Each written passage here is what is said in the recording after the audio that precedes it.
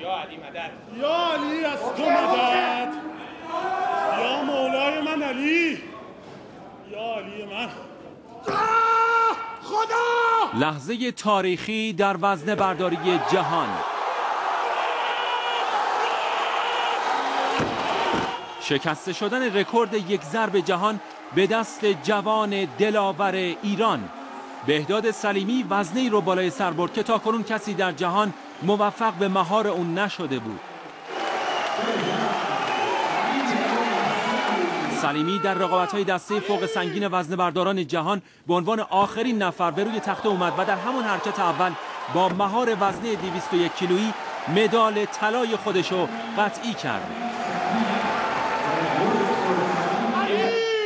سلیمی در دومین حرکت خود هم 209 کیلو رو بالای سر برد تا برای مدال مجموع یک ضرب و دو ضرب هم اندوخته‌ای مناسب داشته باشه، اما اوج کار قوی ترین مرد جهان در حرکت سوم بود که به رکورد جهان حمله کرد.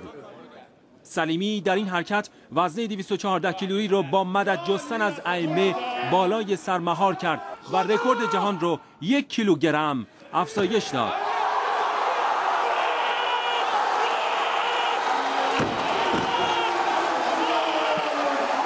رکورد قبلی متعلق به حسین رضازاده بود.